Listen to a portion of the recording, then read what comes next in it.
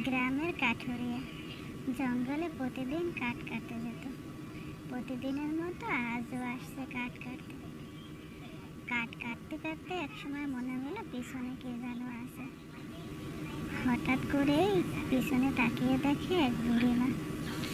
বুড়িমা রাস্তা ভুলে গেছে, গ্রামের রাস্তা খুঁজতে খুঁজতে জঙ্গলে চলে আসছে। তখন কাঠুরিয়াকে দেখে জিজ্ঞাসা করলো, বাবা, তুমি কি আমাকে একটু পথ দেখিয়ে দিবে? আমি তো রাস্তা ভুলে গেছি। কাঠুরিয়া বলতে লাগলো, হ্যাঁ, কেন না বুড়িমা, তুমি কোথায় যাবে বলো আমাকে। আর এভাবে এই জঙ্গলের মধ্যে একা একা তুমি কেন এসেছো? ঠিক আছে, চলো, আমি তোমাকে রাস্তা দেখিয়ে দিচ্ছি, কেমন? এই কথা বলে দুজনে হাঁটতে হাঁটতে জঙ্গলের শেষ প্রান্তে চলে গেল। ওখানে গিয়েই দেখে জঙ্গলের সেরা ভয়ঙ্কর বাঘ সামনের দিকে তেড়ে আসছে।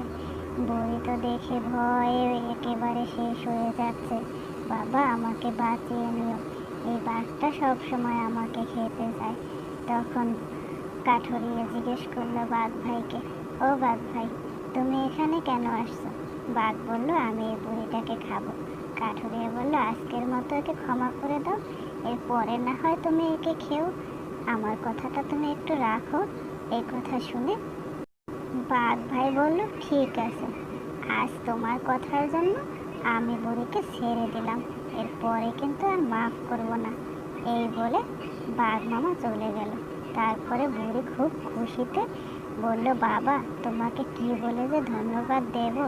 তারপরে তারা গ্রামের রাস্তায় চলে গেল।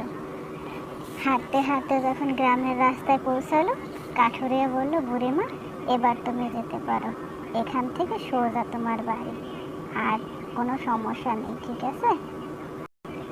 বুড়িমা বলল, বাবা, তোমাকে অনেক অনেক ধন্যবাদ আমাকে এখানে পৌঁছে দেওয়ার জন্য। সত্যি তুমি যে বড্ড উপকার করলে আমার।